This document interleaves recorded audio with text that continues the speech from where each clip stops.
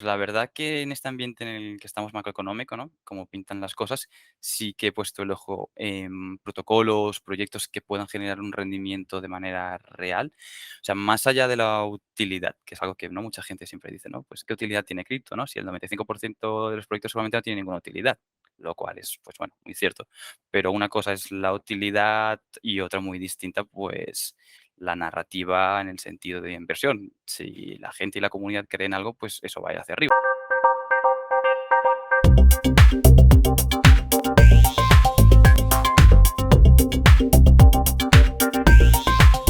Hoy tenemos con nosotros a Juan Felipe Cardona, asociado en el Departamento Regulatorio Financiero de Deloitte. ¿Qué tal, Juan Felipe? Bienvenido. Hola, Eduard, ¿qué tal a todos?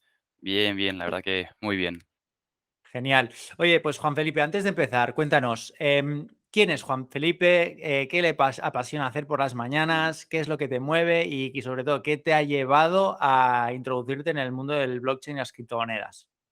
Pues mira, respondiendo a la última pregunta primero, por fortuna, bueno, yo estudié Derecho, soy abogado y por Ujú. cuestiones de la vida siempre pues, me ha interesado muchísimo, ¿no? Toda la parte de tecnología. Primero estoy trabajando en una multinacional de robótica, de ingeniería muy, muy chula. De allí salté al sector financiero, estuve 4 años con CaixaBank y, bueno, viniendo de toda la parte de mercados financieros, mercados de capital, cuando explotó todo el boom de Decentralized Finance, de DeFi, DeFi, como le queramos llamar, pues me fue muy fácil pillar por dónde iba todo y la verdad que me apasionó ver cómo estaba creando ese sistema financiero alternativo de una forma descentralizada, replicando productos del sector financiero que para mí eran muy fáciles de entender, pero dándole una vuelta de tuerca, cosas que no se pueden hacer en el mundo tradicional por cuestiones legales, que es un sector muy, muy regularizado, ¿no? El de las finanzas o el sector financiero, el bancario. Pues nada, me pilló eso y nada, me enganchó. O sea, empecé a tirar muchas, muchas horas de lectura. Obviamente luego vino toda la parte especulativa, de trading, que también me enganché por allí. Y bueno, pues eso fue como, digamos, mi entrada a todo lo que sería cripto blockchain. Luego, blockchain como tecnología en particular, pues también viniendo de esta parte del sector financiero, ver las aplicaciones que tiene, me gustó mucho. Y nada, a nivel personal de pasión, pues la verdad que esto es lo que más me absorbe ahora mismo, aparte de deporte. Siempre he hecho, bueno, muchísimo deporte. De hecho, bueno, de pequeñito competí a nivel nacional, internacional, campeonatos de gimnasia, entonces siempre intento compaginar un poco, ¿no? Lo que es la parte más intelectual o de curiosidad con la parte, pues, física del deporte. Qué bueno. Y cuéntanos un poquito, ¿cuál ha sido tu camino hasta llegar a asociado en el Departamento Regulatorio Financiero en Deloitte? Es decir, ¿qué momento, porque no sé si tenías Mm, experiencia en blockchain anteriormente, pero en qué momento tú decides aplicar y sobre mm. todo en qué momento te dan el ok, ¿no? Para esa posición a pesar de no haber tenido una experiencia previa. Sí, es algo que alguna gente, ¿no?, que está intentando abrirse un camino en temas de blockchain, cripto, pues me han preguntado, ¿no? ¿Cómo has hecho para llegar hasta allí? Claro, yo lo que os decía, al final, pues como hemos visto, ¿no? Blockchain, cripto, financiero, bancario, es como que van muy de la mano. Entonces tuve la fortuna de que ya venía estos 4 años trabajando en temas de mercados de capital, mercados financieros, como os decía antes. Entonces, esa base ya la tenía. Como hemos visto, pues, ¿no? DeFi intenta replicar todos estos productos financieros de una forma centralizada. Esto ha llamado la atención del regulador. Se quiere intentar regular de una manera, de otra. Y al final, pues, está aplicando por analogía lo que ya había en el sector financiero. Temas de valores, derivados, etcétera. Así que teniendo todo ese background ya previo legal, más todo la lectura, horas que le he tirado y que le he echado a blockchain, cripto, trading, inversión, pues bueno, digamos que el camino se me abrió solo, por decir de un modo, y tenía claro, que quería hacer el salto hacia este sector, y ya había aplicado algunas ofertas. Estuve en una con un market maker en Hong Kong, con otra firma de abogados en Malta, incluso con la gente de Swissborg en Suiza, pero bueno, eso no salió bien y al final, pues mira, la vida me llevó aquí a Deloitte, más cerquita a Madrid, y pues bueno, yo soy de Barcelona y nada, así que bueno, se fue dando. Pero sí, mi fortuna fue esa, digamos que juntar, ¿no? Blockchain, cripto y el background financiero, pues te facilitan mucho las cosas. Totalmente. Hoy creo que vamos a tocar bastante marco regulatorio Ujú. porque considero que es una parte súper interesante y necesaria para la adopción masiva de las criptomonedas. Eso es, Eduardo. Entonces, ya de buenas a primeras, me gustaría que me dijeras, Juan Felipe, Mm. ¿cuál es tu punto de vista a nivel de adopción cripto y sobre todo cómo está el regulador ahora mismo a la hora de adoptar toda esta tecnología que le viene encima? Vale. Bueno, pues mira, o sea, a nivel español nacional sí que vamos un poquito más atrasados.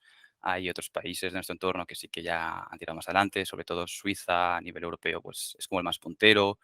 Luego Estonia también, Malta, Liechtenstein, esas jurisdicciones van por delante. Ahora, Esto por fortuna, van sí, por delante porque ponme algún ejemplo. Por ejemplo, a sí, nivel de tokenización, a nivel de sí, pues por ejemplo, fiscalidad, porque yo sé que has mm, mencionado pues un par de quizá paraísos fiscales, no sí, sé cómo llamarles, tú eres más sí, bueno, están en preciso en ese este aspecto. puntito ahí. Pero, es decir, a nivel de fiscalidad, yo sé que, por ejemplo, mm, Suiza, Estonia son más friendlies, ¿no? Y entonces la comunidad sí. cripto se está moviendo allí. ¿Lo dices por esto o por No, quizá otros aspectos? no, porque han ido Cuéntanos. más adelante y han regulado los servicios cripto, la obtención de licencias, obteniendo licencia en según qué país de la Unión Europea. Estonia, por ejemplo, puedes operar en el resto del mercado europeo. eh, y sobre todo porque han regulado el ofrecimiento de los servicios cripto. Por ejemplo, tú aquí en España, si te quieres montar una empresa de cripto, uno de los primeros problemas que tienes es simplemente con que te abran una cuenta bancaria a nombre de la sociedad que hay detrás, ¿no? De esa mercantil que hay detrás de ese proyecto que vas a lanzar. Eso ya es un problema. O sea, la mayoría de bancos no te dejan abrir una cuenta bancaria y sin cuenta bancaria, pues no puedes operar. O sea, eso ya es como, pues el primer paso ya te encuentras una barrera muy grande. Y cuesta, básicamente por temas de blanqueo de capitales y de eh, financiación de terrorismo, de medidas de contra la financiación del terrorismo, pues a ellos les saltan unas alertas simplemente cuando ven que tu actividad empresarial está relacionada con cripto, blockchain, bueno, más que blockchain, con cripto, les salta esa alerta y ya automáticamente es muy, muy complicado que te dejen simplemente abrir una cuenta bancaria. Pues en Vale. otras jurisdicciones esos no lo tienes. No hay como ese, no sé cómo Mm, decírtelo, primer barrera tan grande de entrada. ujú. Y luego a nivel legislativo sí que hay iniciativas de ir mucho más adelante. Como te decía, pues han regulado todo lo que son los servicios desde la custodia de criptoactivos, si quieres montar un exchange, el poner órdenes en el nombre de tu cliente, colocación de activos, bueno, en fin, todos estos servicios que se pueden dar con criptomonedas, pues también lo tienen regulado en su marco, mientras que aquí, pues nada. Creo, Juan Felipe, perdona que te corte, pero creo que puede Sí, ser muy interesante que nos expliques diferencias mm, entre, y algunos ejemplos de sí, empresas cripto y sí, empresas que aplican tecnología blockchain. Es decir, ¿dónde está sí. la diferencia La exactamente? diferencia. Sí. Bueno, o sea, a nivel cripto lo que tenemos propiamente, básicamente son exchange. Luego, bueno, a nivel también de market makers, ¿no? Creadores de mercado, que lo que hacen es simplemente proveer de liquidez y para eso tienen que comprar criptoactivos, comprar, vender en los mercados, bueno, de exchange básicamente, que es lo que tenemos. Y luego más empresas a nivel blockchain, bueno, estoy pensando, conozco algunos casos, pero es que todos realmente tienen un token detrás. Empresas blockchain, blockchain puras, te diría, hay empresas tradicionales que sí que ya han aplicado blockchain como tecnología, sin ir tan lejos al campo, para la trazabilidad de los huevos camperos, pues tiene una solución con blockchain para que la gente, pues con un QR, pueda entrar, pueda ver, ¿no? Pues toda la trazabilidad de ese activo, por decirlo de una manera, ¿no? De esos huevos Mm. convertidos en una representación digital, que no deja de ser un activo digital, si lo representas, ¿no? Dentro de la blockchain, pues una empresa tan tradicional, pues como el campo, pues oye, pues ofrece soluciones con blockchain de cara a los consumidores y usuarios que pueden hacer la trazabilidad de uno de sus productos. Pues ahí tendrías un ejemplo, ¿no? De no tanto empresa blockchain como tal, pero de empresa tradicional que ha aplicado blockchain. Y por la parte de cripto, principalmente lo que tenemos son exchange que te pueden ofrecer la custodia o no, la custodia la pueden subcontratar con un tercero. Eh, por ejemplo, Prosegur, que es una empresa también muy conocida por todos, tiene una Mm. solución de cripto que si tú entras a la página de Prosegur Cripto y lo lees, pues es un poco curioso, porque básicamente te imaginas un capítulo de La Casa de Papel. O sea, las medidas que te explican es que hay un tío, bueno, una persona allí, ¿no? Pues armado, que está eso en un sitio secreto, escondido, guardado. O sea, en tu cabeza te vas imaginando, ¿no? Pues un búnker con una Ajá. caja, con una persona ahí, con una metralleta todo el día custodiando una cold wallet que no está conectada en ningún momento a internet. Y si lo lees, es que literalmente eso es lo que te describen. Entonces, pues mira, ¿no? Ahí tienes otro servicio de una empresa tradicional, pero ofreciendo un servicio de criptomonedas, en este caso la custodia de activos digitales en nombre de sus clientes. Sí, realmente el mundo de la custodia yo creo Ujú. que cada vez irá más, cada vez que empresas y pues grandes tenedores empiecen a tener criptomonedas, la custodia es un sector que se disparará sin duda. Sí. Y un tema que no has tocado es el tema de, Mm, por ejemplo, la tokenización de, pues, de activos, como podrían ser sí. empresas, como podrían ser inmuebles. En este sentido, Juan, Mm, cuéntanos un poquito a nivel regulatorio cómo está el tema, porque ahora mismo es bastante complicado si queremos, por ejemplo, tokenizar un inmueble mm. y que los tokens representen los rendimientos futuros del mismo. Es decir, ¿qué pasos debería hacer una empresa, una persona que quisiera iniciar pues, este proceso? Sí, pues ahora mismo, o sea, no tenemos, ¿no? Aquí, por ejemplo, a nivel España no tenemos ninguna, no tenemos legislación, no tenemos marco normativo en el cual ampararnos. Este año, bueno, más que todo el siguiente, 2023, incluso 24, va a venir toda una serie de reglamentos a nivel europeo. Para los no jurídicos, pues un reglamento, ¿no? Es de, una vez que se aprueba, pues ya es de aplicación obligatoria en todos los países de la Unión Europea. Entonces, ese marco va a estar allí. Viene el famoso MiCA. Casualmente ayer se aprobó otro reglamento más para temas de infraestructuras de mercado muy distinto. Y en esa regulación que viene, este punto no se trata. O sea, hasta ahora yo lo que he leído, en ninguno de ellos trata propiamente la tokenización de activos. Y volviendo a lo que se ha hecho en tokenización de activos aquí en España o en Europa, es cierto que la mayoría ha sido más en temas de inmuebles. Ahí sí que sé que han habido bastantes cositas. ¿Y cuál es el marco o, o cómo se ha intentado dar ese encaje jurídico hasta donde yo sé y lo que he visto y he podido leer? Bueno, básicamente, y tiro ahora un poco de memoria, el tema está en que para tú poder tokenizar un inmueble o los arrendamientos, ¿no? Tienes que distinguir, por un lado, lo que sería el registro de la propiedad y cómo vincular ese activo del mundo físico, ¿no? Ese inmueble, de una manera digital, de manera que quede unido tanto el registro de la propiedad como con el derecho. Porque claro, tú lo que tokenizas no es el activo físico como tal, sino el derecho que se puede derivar de tener un inmueble, ¿no? Desde constituir un usufructo, lógicamente a venderlo, comprarlo, ¿no? Disponer sobre él, el arrendamiento. Y aquí el problema más grande que había es que no puedes coger y lanzar un token que represente, pues, ¿no? Cada piso de un inmueble si previamente no haces una vinculación con el registro de la propiedad, en el sentido que tiene que quedar la constancia de que se ha emitido un token, un activo digital, y que ese representa, pues, el derecho que sea, ¿no? Por ejemplo, pues, si es la compra, pues, que tú eres el poseedor, ¿no? De ese token, que representa además la propiedad en el mundo real y, por lo tanto, si luego se vende, pues, queda también inscrito en el registro de la propiedad el nuevo que lo adquiere. Entonces, en ese sentido, el regulador ha sido bastante laxo, en el sentido de darle, bueno, darle cabida a al poder tokenizar tus derechos sobre inmuebles, y más allá, de hecho, no han dado muchos problemas, pero lo que tiene que quedar claro es eso, que si tú no inscribes, ¿no? Que ese token, ¿no? El address, el contract address, ¿no? Del token en particular es propiedad de tal persona en el registro de la propiedad, no hay una vinculación entre el mundo de fuera de la cadena de bloques y el mundo on-chain, dentro de la cadena de bloques. Entonces, así te diría que desde un punto jurídico lo más importante que tiene que quedar claro es eso. En cuanto a marco regulatorio, ya te digo, no existe uno propiamente, pero es cierto que el regulador tampoco ha puesto trabas. Ha entendido que esa representación de derechos se pueden hacer de una manera digital. ¿Y qué, Juan Felipe, qué riesgos podría correr una empresa, una persona que decida tokenizar sus activos Mm, y esté ante esta incertidumbre legal? mm. ¿Qué le podría llegar a pasar? ¿Hablamos de tokenizar deuda o tokenizar las propias acciones? Pues activos, por ejemplo, Sobre inmuebles. inmuebles.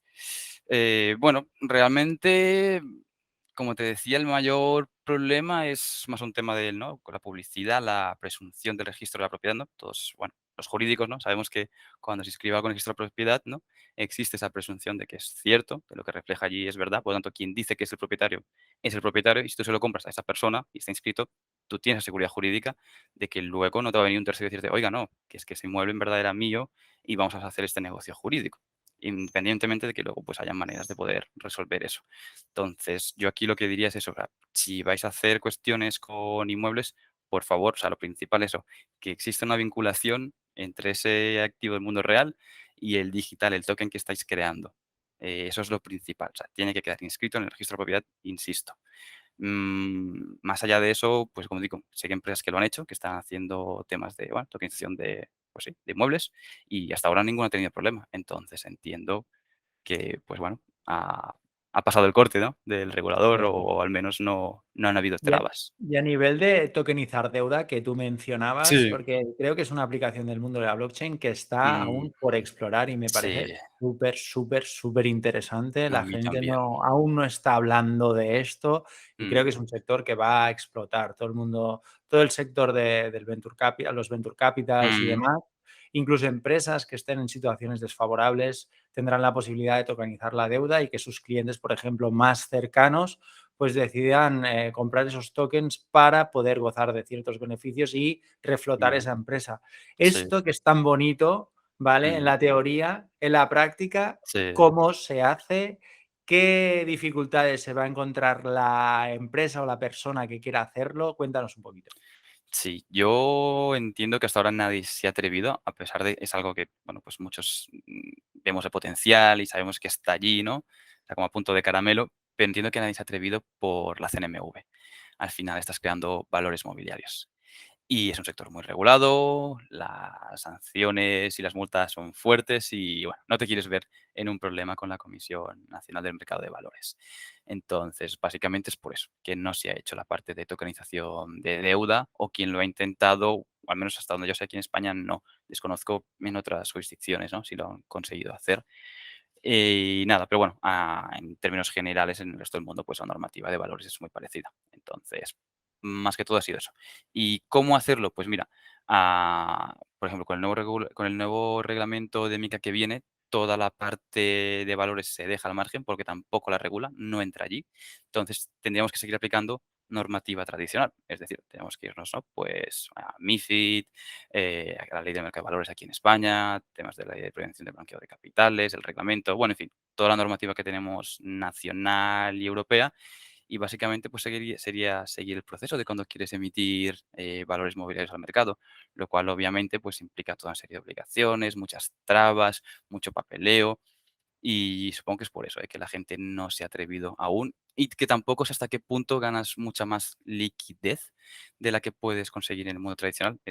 O sea, cuanta más adopción haya a nivel de cripto y blockchain, pues obviamente más liquidez potencial puedes llegar a ganar. Entiendo que hace 2 3 años pues no tenía, ¿no?, mucho sentido. Al final ibas a alcanzar un público más pequeñito, y por mucho que alcanzaras otro público, es que tenías el tema este de los valores, que no te quieres ver con un problema con la CNMV. Entonces, aunque pudieras, ¿no?, de manera descentralizada sacar allí un token que representase deuda y fuese adquiriendo los rendimientos de manera, bueno, pagando un cupón mensual, anual, como fuera, tarde o temprano la CNMV te iba a venir detrás. Entonces, ¿tenías un alcance internacional? Sí, ¿no? Pues por la blockchain cualquier persona con un móvil, con internet puede acceder, sí, pero créeme que es que la CNMV te iba a caer detrás. Entonces, por eso entiendo que la gente no se ha atrevido. Y eso, Vale. que tampoco ganas tantísima liquidez. Claro. Hablemos un poquito de todo lo que son los fan tokens. Yo sé que Sí, Deloitte estuvo involucrado en la emisión de los fan tokens del Atlético de sí, Madrid. Aparte, por supuesto, estuvo el Barça, el PSG, han emitido fan tokens. Lo que pasa es que son tokens que a efectos de gobernanza tienen mm, poca usabilidad. Es decir, al final, ¿qué puedes elegir? Pues el color de la mascarilla, cómo se va a pintar el vestuario, pero realmente no tienes un poder para decidir, para tomar las decisiones mm, que se van a tomar en el club, ¿no? Es sí, más, o sea, al final hay los sistemas directivos, ¿no? Hay la junta de socios, o sea, al final esta es el organismo que toma las decisiones dentro de un club. Em, ¿Crees que es una emisión de tokens descafeinada? O sea, porque al final la verdadera utilidad de estos tokens, ¿no? Para mí, que soy sí, sí, sí, un sí. amante de la blockchain, es Mm, poder descentralizarla un poco la gobernanza, pero esto evidentemente es mm, impensable dentro de una entidad centralizada como es cualquier equipo sí. de fútbol. Entonces, cuéntame un poquito cuál es tu punto de vista. También tengo sentimientos encontrados con el tema de los fan tokens. O sea, inicialmente, bueno, me pareció una iniciativa chula, algo distinto, ¿no? O sea, llamó mi atención. Luego, cuando vas viendo, pues, cómo se ha ido haciendo, ¿no? Lo que decías tú, ¿no? Ese token de gobernanza o a qué te da derecho. Me cuesta mucho de verle el recorrido, ¿no?, a nivel personal, que puedas o llegar a mucho más. A nivel especulativo, sí es cierto, ¿no? Pues no sé, si eres inversor, trader o te gusta, pues sí es cierto que y además te gusta el deporte, pues te puedes aprovechar, ¿no? Cualquier movimiento del mercado de fichajes o cualquier noticia siempre tiene repercusión, ¿no? Sobre ese toque. Entonces, si te gusta el deporte y además invertir, es como bastante fácil, no diré seguro, pero sí que es sencillo, ¿no? Yo qué sé, ¿no? Que tal jugador va a fichar por tal equipo y tiene un impacto mundial y sabes que eso va a impactar en los ingresos de ese club. Pues oye, tal y como ves la noticia o rumores, que ves cómo se dispara el precio del toque. Entonces, por ese lado, puedes sacar algo positivo si te gustan temas de invertir. Luego, como el fan token como tal, si tú lo compras más pensando en, oye, voy a tener derecho a participar de cierto modo en la toma de decisiones de mi equipo de fútbol, soy un forofo y me encanta. Allí la verdad que leo más limitaciones. No le acabo de ver. Y mira que me encanta el fútbol, también, pero no le acabo de ver cómo se le puede sacar a esos rendimientos. Sí que es cierto, por ejemplo, que cuando la pandemia, recuerdo leer artículos, ¿no? Que decían, pues en ese momento, ¿no? Se podían vender entradas, los ingresos de los clubes de fútbol disminuyeron un montón. Y se vio como una forma alternativa también de levantar capital. De una forma u otra, pues mira, tenían acceso a una financiación adicional en un momento de estrés económico. Entonces, pues mira, en ese momento, en esa coyuntura sí que tenía un poco más de sentido, no tanto desde el punto de vista del inversor o del fan, más desde el punto de vista empresarial, ¿no? Una alternativa para levantar capital en un momento además complicado. Entonces, pues por ahí te diría que, oye, bien. Pero lo dicho, por la parte de trading o como forofo del fútbol, pues me cuesta de verle ese recorrido. Veremos, ¿no? 100% alineado, Juan, creo que lo has Mm, descrito muy bien. Entonces, vayamos un poquito a tu perfil más inversor, que creo que tiene ujú. tela. Cuéntanos un poquito, ¿cuál es tu perfil inversor? ¿Utilizas trading algorítmico? ¿Eres un holder? Cuéntanos. Mm, no, no, lo de holder no funciona. Eso no funciona, la verdad. Bueno, a largo plazo sí, pero si eres impaciente además como yo, entonces no se lo recomiendo a nadie. Ahora, si vas a una visión largo, pues puede que sí. En fin, volviendo al tema del perfil de inversor, no, el perfil de inversor activo, bastante precavido, menos de lo que la gente pueda pensar, porque la verdad que si echo la vista atrás y pienso en las cosas, ¿no? Que he hecho, digo, ostras, no sé en qué estaba pensando en ese momento, pero bueno, es cierto que no, el ambiente, la corriente iba a favor, entonces pues te suma más a ella, ¿no? Nada más a favor de la corriente. Y, yo en mi caso, la verdad es que intento estar muy al corriente siempre, ¿no? Pues las cuestiones macroeconómicas, al final viniendo, pues eso, el sector bancario financiero, pues casi que estás obligado, ¿no? A ir viendo cómo van los mercados financieros en cada momento. Y no sé bien qué decirte, o sea, a nivel de estrategias ¿Inviertes o más en ICOs? ¿Eres más vale. top 10 No, capitalización? no, qué va, no, en absoluto no. O sea, siempre he buscado más las small caps, ¿no? Las de capitalización pequeña.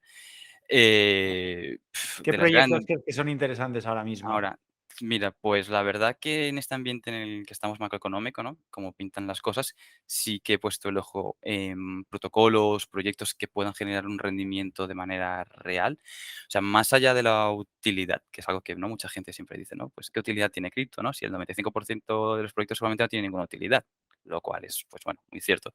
Pero una cosa es la utilidad y otra muy distinta, pues la narrativa en el sentido de inversión. Si la gente y la comunidad creen algo, pues eso va a ir hacia arriba independientemente. Entonces, Que se ya le no llama en Shiba Inu y sí, y a los meme coins, ¿no? claro, exacto. Entonces, hay que saber distinguir, pues, desde qué punto de vista hablas. Lógicamente, si eres un tío de 60 años que has trabajado toda la vida en banca y finanzas, pues sí, tienes que entender que eso genere alguna utilidad, si no, no le vas a ver sentido. Pero luego tienes que entender que, pues, hay sentimientos, cosas más irracionales, ¿no? Sentimientos de comunidad, de narrativas, que eso funciona muy distinto.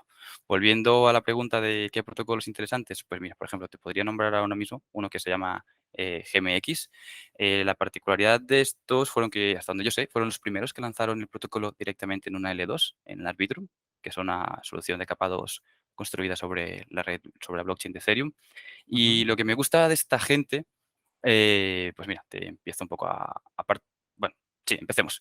Lo primero, que el rendimiento que generan los beneficios, ese revenue es 100% real, sabes de dónde viene, no es inflacionario, no es que estén lanzando el token ahí constantemente al mercado y esté Vale. absorbiendo, sino que básicamente lo que hacen ellos es, tienen 2 fuentes de ingresos.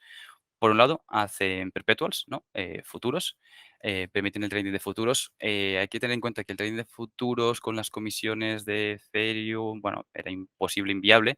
De hecho, ahí fue cuando se creó DXDY, ¿no? Que con su propia blockchain, con unas comisiones muy bajas, empezaron a ofrecer futuros hasta entonces. Claro, si por cada vez que vas a abrir, cerrar una operación tienes que pagar 5, 6, 7, 15, 20, $50, lo que sea, eso no hace viable, ¿no? El trading de futuros.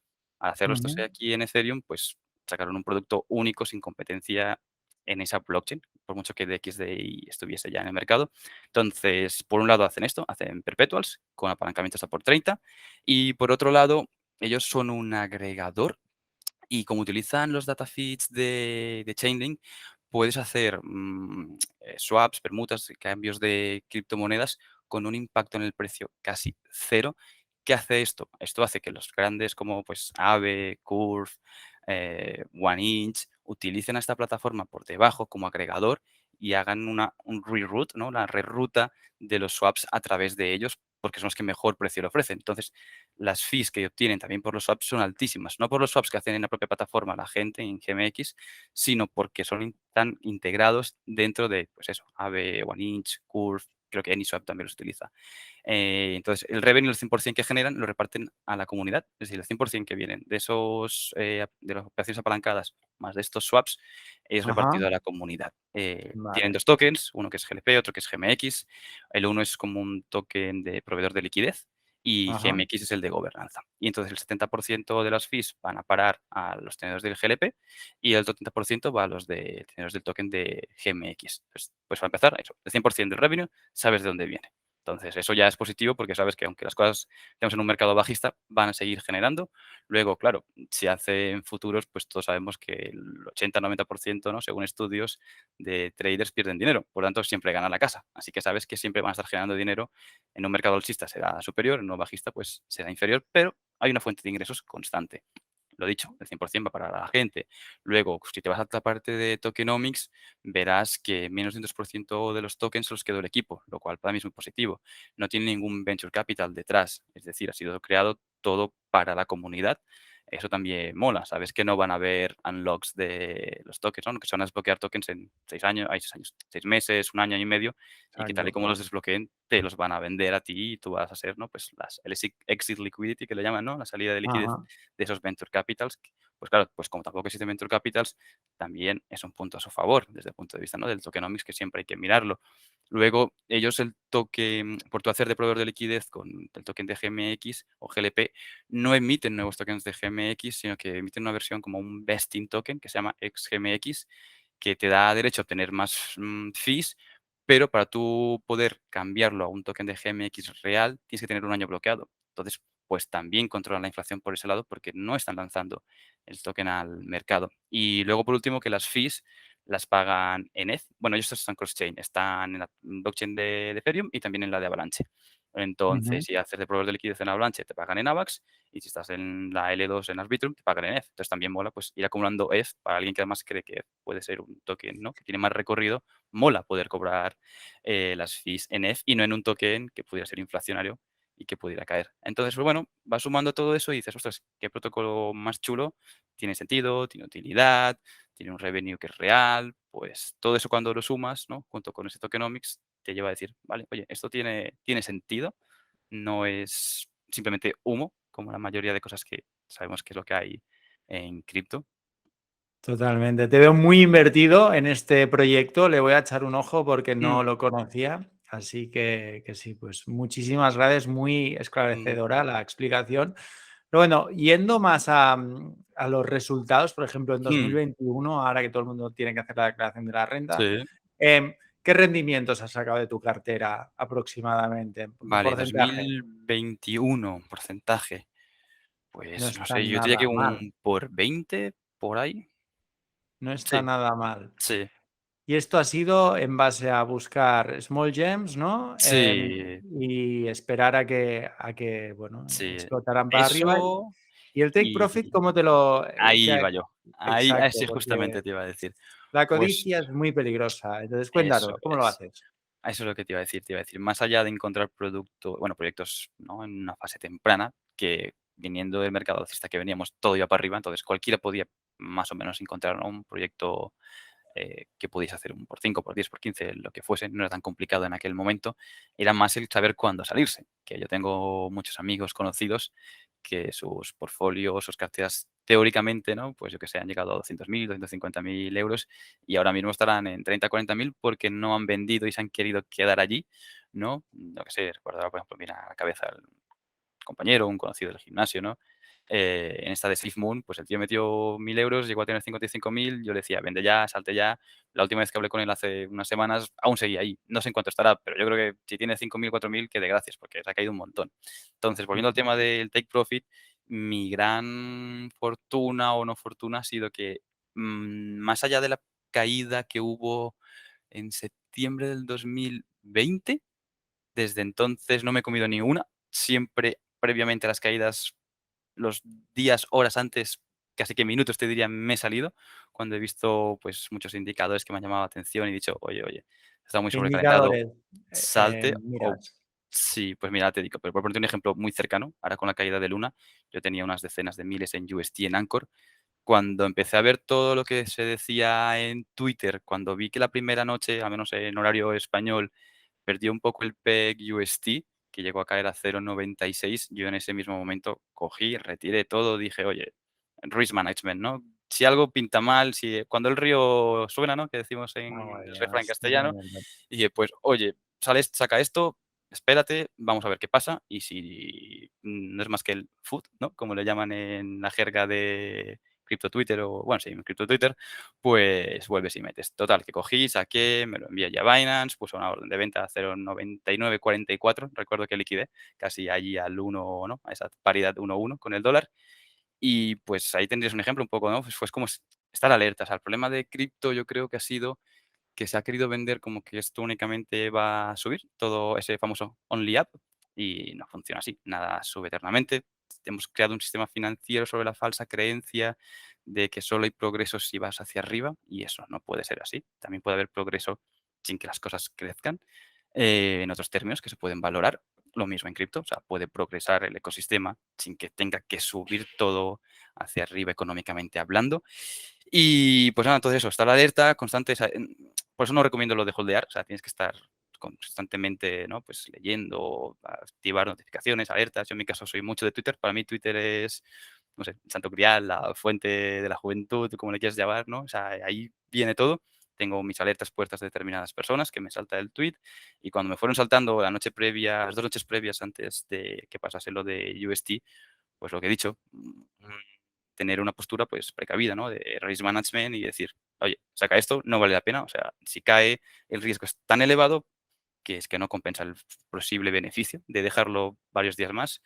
Y, pues eso, entonces tuve la fortuna o no fortuna, como le quieras llamar, de no comerme esa caída, y lo mismo con caídas del mercado. Recuerdo en noviembre también. Claro, aquí ya te obliga a estar leyendo un poco de todo. Era más cuestiones de geopolítica, ¿no? Cuando se estaba Sí. empezando a Me hablar inte el me tema de interesa Rusia. sobre todo para la gente que nos está escuchando, Sí, ¿qué tipo de avisos, sí. tienes, metidos en el Pues teléfono para estar al sí, día? al día. Pues mira, hay una aplicación que se llama Trade, o sea, TRADR Pro Alerts. Esta es muy chula, que va con Telegram. Tienes una versión premium y una normal. No recuerdo ahora cuánto se paga por la premium. Y en esta, por ejemplo, pues lo que tengo puesto es ETH y BTC. Cada vez que el RSI a una hora baja por debajo de 30, me llega al Telegram. Que de hecho lo estoy viendo ahora mismo, que hace 2 minutos me acaba de saltar porque lo tengo el móvil aquí delante, ¿no? Pone RSI cross below, ¿no? Ha bajado debajo de 30, $1.769. Está ahora mismo ETH. Pues oye, cuando esas cositas me van saltando, pues voy y miro. Y luego a nivel de Twitter, sí que hay que saber filtrar, hay que saber quién seguir. Estos que te dicen, ¿no? Que te decían que todo iba hacia arriba, todo iba a ser muy bonito. No. O sea, coge gente que sea crítica y esos perfiles, pues tengo las notificaciones puestas y cuando ponen algo, pues ahí mismo cojo, miro, lo leo. Dinos 3 perfiles que sigas y Sí, que te vale. sirvan. Pues, por ejemplo, mira, ahora mismo tengo una notificación de uno de ellos, ¿vale? Pierre, barra baja, crip 0, o sea, PIERRE barra baja CRIPT 0. Este es un Okey. francés. Este tío la clavó muchísimo con todo lo que fue la subida de las L1, o sea, toda la narrativa de las L1s, lo que fue Luna, AVAX y Sol, el tío la clavó al 100%, o sea, pero muy heavy, Qué como se bueno. diría, ¿no? lenguaje de calle. Entonces me gustó mucho porque es que digo, es que el tío la clavó al 100%. Entonces, desde entonces lo sigo y publica contenido de mucha calidad, muy bueno, todo público y está muy bien. Luego, que es muy bueno, de decir que yo soy, no por nada en particular, pero no sigo casi fuentes nacionales o españolas, casi todo es extranjero, por no decir que el Ujú. 100%. No por nada en particular, simplemente porque considero que hay contenido de más calidad, que probablemente, pues, haya otras personas, ¿no?, en lengua castellana haciendo cosas muy chulas que simplemente, pues, escapan de mi alcance. Luego otro que te diría es Pentochi, este es muy conocido, tiene un avatar de un pingüino. Este tío clavó mucho, sobre todo lo que fue la precaída de mayo y luego toda la subida posterior de agosto, septiembre, octubre, y también cuando empezó todo el ambiente macroeconómico a pintar muy mal, hizo tweets muy buenos. Entonces, no era solo a nivel de trading y charts, que el tío también lo hizo muy bien, sino también alertas en el sentido de, oye, que es que el ambiente macroeconómico va a pasar esto, pinta esto, viene esto, y por esto me refiero, pues, ¿no?, a que sea subida de tipo de interés, la inflación, etcétera, etcétera, pues también te hace ese análisis. Entonces, pues estos 2 por ejemplo, yo te diría que es que han hecho todo muy bien, no tienen una posición simplemente, ¿no?, de ser un bear o no, o simplemente ahí alcista o bajista, no, o sea, van moviéndose según la corriente, lo cual es muy importante, y cuando algo pinta mal lo dicen, y cuando pinta bien también. Entonces, eso, no seguir gente que te diga que todo va hacia arriba, porque unos problemas que yo vi es que si tú mirabas las métricas on-chain, casi todo te hacía creer que esto aún le quedaba más recorrido a lo que hemos visto los últimos meses. Y luego hemos visto que por mucho que las métricas on-chain, pues yo que sé, mayor nombre de usuarios, nuevas wallets que se creaban al día, el número de reservas de BTC en los exchanges disminuyendo, pues todos estos datos on-chain era como que parecía que todo iba a seguir hacia arriba, pero sin embargo luego te viene una persona que conoce con fundamentos a nivel macroeconómico y te dice, no, no, no, es que viene todo esto. Y eso se come por encima, o sea, el macro se come por delante cualquier dato on-chain, cualquier análisis Pasa por técnico, encima, 100%. completamente. Entonces, por eso me gustó esta gente, y desde entonces tengo, pues, sus alertas puestas y me van llegando en cada momento sus tweets. ¿Y qué opinas sobre los NFTs? Porque Mm, existe una, sí, o sea, existe una correlación a veces mm, entre lo que es la usabilidad y la aplicabilidad, y a veces no la existe mm. absolutamente para nada. Es lo que tú decías, tienes que entender el sentimiento del mercado y hacia dónde está invirtiendo la gente, ¿no? Entonces, ¿tú crees que los NFTs han venido aquí para quedarse? ¿Crees que hay una Mm. burbuja? Cuéntanos. Vale. Te voy a decir que yo el tren de los NFTs lo vi pasar por delante, o sea, que empecé a leer desde muy al principio y lo fui viendo, pero no me metí, o sea, era como decía, esto no va a ningún sitio, bueno, pues mira, no se puede ser experto, conocedor, ¿no?, o entendedor en todo, y lo vi pasar por delante, recuerdo, ¿no?, el año pasado, enero, febrero, marzo, ir viéndolo pasar por delante y decía: "Ostras, no puede ser". Pero bueno, más allá que se me escapa un poco más, te diría que a nivel personal, donde sí que le veo mayor utilidad, por ejemplo, es en los videojuegos y también, lógicamente, en el tema de brands, de marcas, de moda. ¿Por qué en los videojuegos? Mira, yo esto es algo que veo, ¿no?, pues con las generaciones más pequeñitas. Bueno, yo cuando jugaba videojuegos, yo en mi vida llegué a pagar, es que ni un euro ni por saltarme una misión, ni por comprarme un objeto que me diese una ventaja, ni mucho menos pagaba, ¿no? Como ahora, yo que sé, PlayStation, ¿no?, te exige, ¿no?, que tienes que pagar para poder jugar online, una anualidad de no recuerdo cuánto es, pero no sé, se acerca casi a los 100 euros. Si yo le hubiese dicho a mis padres en aquel momento: "Oye, dame 100 euros para pagar cada año para poder jugar", por aquí, o sea, me hubiesen enviado a paseo. Y hoy en día, en cambio, pues se toma como algo normal. Entonces, la gente está acostumbrada a gastar dinero en cosas digitales, cosa que, pues, a mí me parece, ¿no?, pues no, increíble, o sea, algo que no podía entender. Entonces, si lo ves desde esa perspectiva, que esas generaciones van a seguir creciendo, pues oye, poder crear NFTs de una skin de un videojuego, si lo puedes hacer interoperable, o sea, interoperabilidad, que tú te puedas llevar una skin que represente un NFT pues de Xbox a PS4 o a algún juego de PC, eso sería la hostia. O sea, si lo llegan a hacer, si esa interoperabilidad se puede conseguir desde un punto de vista técnico, que lo desconozco, ahí ya no me llega el conocimiento hasta tanto, eso yo entiendo que lo petarías, porque también te cambia muchísimo, ¿no?, la visión de la forma de jugar y al final, pues, el hecho de decir: "Yo tengo esta skin, soy el único y todos me conocen, no solo en este universo, sino en el otro", ¿no? Con el tema de los multiversos y Marvel, pues, un poco aplicándolo a videojuegos. Ahí yo le veo mucho sentido y sé que puede llegar a petarlo mucho, pero lo digo también, porque a nivel generacional hay que entender que la gente está acostumbrada hoy en día a gastar dinero en videojuegos, en cuestiones digitales, cosa que antes, o para una persona de 50, 60, incluso para mí, que solo tengo 30, pues me cuesta entender.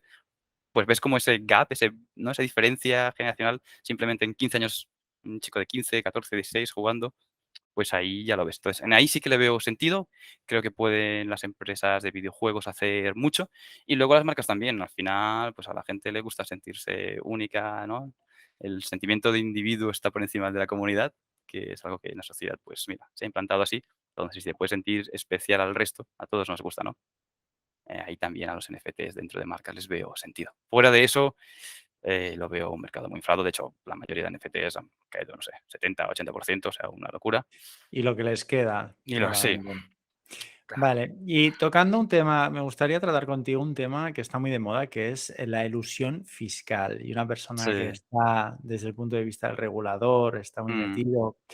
Quiero saber qué opinas sobre ciertos discursos que se oyen constantemente pues, en Twitter, en YouTube y sí. demás. Que ya me imagino Vale. que sabrás a qué me refiero. Sí, sí. Bueno, a ver, es cierto que se está intentando cada vez controlar más las herramientas que tiene ahora mismo, pues, Hacienda o el regulador fiscal en general son más limitadas, pero es cierto que se están contratando más personal, eso sé que se está contratando personal única y exclusivamente para estas cosas, por lo tanto, ya te da una pista de que, oye, cuidado que cada vez está poniendo más el ojo aquí. Luego, donde realmente va a haber y creo que va a ser la clave para poder controlar el tema de la elusión fiscal, es en el on-ramp of RAM de la money, ¿no? En cómo entra el dinero y cómo sale. Ahora que los exchanges tienen que registrarse con el Banco de España, porque esto es una obligación que en 2018 hubo la quinta directiva de PBC, de blanqueo de capitales y medidas contra el terrorismo. Ahí impusieron, ¿no?, la obligación a nivel europeo de que tenían que registrarse los exchanges con el regulador nacional. En caso de España, bueno, el regulador nacional no, en caso de España es con el con el Banco de España. Entonces, si tú ya tienes controlado por dónde entra el dinero y la puerta también de salida, pues va a ser mucho más fácil que se pueda evitar esa elusión fiscal. Por mucho que vemos muchas corrientes, ¿no?, que dicen, no, esto es muy complicado de controlar. Sí, on-chain, o sea, dentro de la cadena de bloques es relativamente complicado. El punto realmente de fricción donde te pillan es allí, en la entrada y la salida del dinero. Salvo que hagas una operación OTC, o sea, extra bursátil, ¿no? Entre dos personas, dos pares y no quede constancia. En el momento en el que pasas por un exchange que cada vez vienen más medidas contra el blanqueo de capitales similares a las que tienen los bancos, que son altísimas. Si tú vas leyendo las guías, por ejemplo, de la Gafi, que es una institución a nivel internacional, que emite guías contra el blanqueo de capitales, vas viendo por dónde van a instaurar medidas de blanqueo de capitales idénticas a las que tienen entidades financieras y entonces, pues bueno, en esa entrada y salida del dinero es donde realmente van a acabar cogiendo a la gente que no esté declarando. Ujú. Totalmente. Entonces, ya para acabar, si alguien que nos está escuchando al final, porque yo creo que todos entramos en este mundo, pues por el dinero y yo creo que de alguna Sí, forma nos acabamos enamorando de la mm, tecnología y nos quedamos por la tecnología. Si alguien quiere entrar y pues está pensando en entrar por el dinero, mm, ¿dónde dirías que hay mm, la gran oportunidad ahora mismo? Ya sea a sí, nivel formativo, ya sea a nivel pues, de un protocolo como el que nos has mencionado. sí. ¿Qué es lo que tiene que hacer esta persona? Primero, mucha lectura. Lo siguiente que le diría es no comprar monedas en exchange. Tienes que irte a la blockchain, móntate tu wallet digital, busca proyectos por Telegram, Discord, Twitter. O sea, lo primero es eso. Si no tienes Twitter, hazte un Twitter. O sea, inmediatamente, tal y como acabe esta sesión, hazte un Twitter. Eso es principal. Y empieza a seguir gente de cripto. Luego hay herramientas, o sea, por ejemplo, Twitter mismo tiene una herramienta de búsqueda avanzada que te permite, pues, buscar un token, el que sea, ¿no? Tú buscas con el símbolo del token, el ticker, y puedes poner por fechas. Te diría, pues, oye, busca la fecha próxima en la que salió ese token al mercado y mira quién fueron las primeras personas que empezaron a tuitear. Los primeros que empezaron a tuitear fueron los primeros que conocieron de ese producto. Por algo será. De alguna forma tienen acceso a una información que tú no tienes. Entonces, por ahí vas viendo gente que va publicando cosas interesantes. A medida que vayas viendo eso, te aparecerán proyectos en tu radar. Cuando los identifiques, lees un poco. Y lo que te decía, no compres monedas que estén en exchange porque aquí realmente las opciones de hacer dinero son más bajas. buscas o proyectos, protocolos, productos que estén saliendo directamente en la cadena de bloques. Piensa que antes de que un token sea listado en un exchange, tiene que haber, salvo ocasiones, salvo otros motivos que ahora no entraré, por lo general, pues cuanto mayor es el volumen de comercio de un token, pues mayor será el rendimiento que le genera a esa plataforma. Entonces, hasta que pase eso, ese token va subiendo en el precio dentro de la cadena de bloques. Entonces, cógete tu wallet digital, mírate allí, mira qué protocolos hay y eso, no tokens de exchange, salvo que pienses a lo mejor en un plazo muy largo y te diría que es que también ten cuidado porque es que no sabemos, el ambiente macroeconómico pinta muy mal, no sabemos cuándo va a acabar, cuándo vamos a tocar suelo. Entonces aprovecha este tiempo más que todo para formarte, o sea, lee un montón, más que invertir ahora mismo, o sea, en estas semanas te diría, coge eso, Twitter, empieza a leer, hay muchísima información hoy en día, por suerte, pública, cosa que hace unos años no era así. Hay gente muy buena haciendo publicaciones muy interesantes y empieza por ahí, más una parte formativa y cuando encuentres tokens, mira eso, que no estén en exchange, sobre todo que estén, pues eso, montados en la Mm, blockchain que sea y cómpralo directamente allí. Aprende cómo utilizar mm, un DEX, un exchange descentralizado, mover, ¿no? Pues tu dinero allí, mover el token nativo de la blockchain que necesites para pagar las gas fees. Esas cositas te van a ir enamorando y te harán tirar del hilo y aprenderás y leerás más y empieza por allí. Learn by doing, total. Sí, ¿Crees que hemos tocado fondo a nivel de mercado? ¿Crees que aún falta un sí, poquito? ¿Qué crees que nos sí. depara la macro de la que La estábamos ma hablando antes? Sí, por ejemplo, piensa que en Europa ni han empezado aún a subir los tipos de interés. De hecho, creo que está programada, no sé si es para junio, julio, creo que para julio, la primera bueno, de hecho no está ni programada. Los rumores es que en julio empezarán. En Europa aún no hemos empezado a ver lo que ya han visto en Estados Unidos. Si tú vas leyendo los últimos datos, hostia, no invitan a nada bueno. Por ejemplo, los últimos datos del mercado incluso inmobiliario ya estaban diciendo, ¿no?, que había muchísimas menos ventas de inmuebles en Estados Unidos. Aquí en España aún no hemos llegado a ese punto, pero porque ellos ya allí llevan unos cuantos meses con subidas de tipos de interés para poder cortar la inflación. Súmale, pues, el tema de la guerra, que no sabemos qué va a pasar aún. Pues hay mucha incertidumbre que me hace pensar que no hemos tocado aún fondo. Por mucho que cojas y veas, ¿no?, las velas semanales de Bitcoin, que no sé, llevamos 8 o 9 en rojas, lo mismo te vas al Nasdaq, al Standard Poor's, al Standard Poor's digo, al S&P, y miras y dices: "Ostras, es que llevamos muchas semanas en rojo, esto debería más o menos empezar a rebotar en algún punto". Lastimosamente no vienen noticias positivas a corto plazo, ahora que estamos viendo, ¿no?, el tema de los alimentos, que está poniendo mucho ¿no?, pues, está señalando mucho, ¿no? Países africanos, países en vías de desarrollo. Ostras, que claro, si las materias primas básicas como son, pues, el trigo, empiezan a subir, pues imagínate, ¿no?, si tenemos encima ahora problemas geopolíticos en esos países contra los gobiernos. Es que no pinta nada bien. O sea, no quiero ser negativo, pero la verdad es que las cosas a corto plazo, al menos ahora mismo, no pintan nada bien si vas sumando todo. Entonces, uno más uno más uno, pues el resultado que te da es el que es. Bueno, pues momento para formarse, Juan, Sí, ahora ahora es el mismo, ideal. Sí, sin duda. y fijarse en esas pequeñas gemas que realmente Mm, tienen utilidad dentro del mm, mercado. Pues muy bien, muchísimas gracias, Juan, por tu tiempo. Ya para la última pregunta para acabar es, ¿de dónde sacas el tiempo para estar tan informado? para Porque es me parece sí, brutal la cantidad de información que tienes la capacidad de absorber. Y después, ¿cómo pasas el tiempo libre, no? ¿Cómo desconectas, si es que desconectas en mm, algún momento, ¿no? De cripto Twitter, de todas las sí, alertas que tienes seguramente mm. programadas. ¿Cómo lo haces? Sí, pues mira, desconectarte diría que realmente nunca. Pero tampoco creo que nunca me estoy leyendo, por decir, 1 o 2 horas, ni 3 ni mucho menos. Al final, la ventaja de las alertas es esa, ¿no? Que has podido ya previamente filtrar y que te llegue, pues, la información como por un embudo. Ya he canalizado lo bueno y lo malo, ya lo he filtrado y solo me llega lo que me interesa y lo que yo considero, desde un punto de vista crítico, que es bueno. Entonces, eso facilita el no tener que invertir tantas horas hoy en día. Más atrás sí que invertía muchas más. Entonces, desconectar realmente nunca porque, pues, al final, para bien o para mal, el móvil está al alcance de tu mano y las notificaciones me llegan allí, entonces siempre las voy leyendo. Entonces, bueno, pues eso, desconectar tampoco nunca del todo. El tiempo, cuando algo te apasiona, es fácil de encontrar. Al final, eso de que no tenemos tiempo es más una cuestión de prioridades, es decir, algo no está en prioritario en nuestra lista de prioridades y por eso no tienes tiempo. Entonces, cuando algo te gusta, pues lo tiras arriba y siempre encuentras el momento para hacer algo. Y desconectar, como decía, deporte. Esa es mi vía de escape. Me encanta y por allí, pues, salgo, bueno, pues, a correr, a entrenar, gimnasio, piscina, lo que sea. y nada, ahí ya es mi momento de tranquilidad. Perfecto, Juan. Pues muchísimas gracias por tu tiempo. No te robamos más. Así que, bueno, cualquier cosita estamos en contacto y muy agradecidos. Muchas gracias, Eduard, y nada, un saludo a la comunidad de Modo Cripto. Que vaya muy Hasta bien. luego. Hasta luego.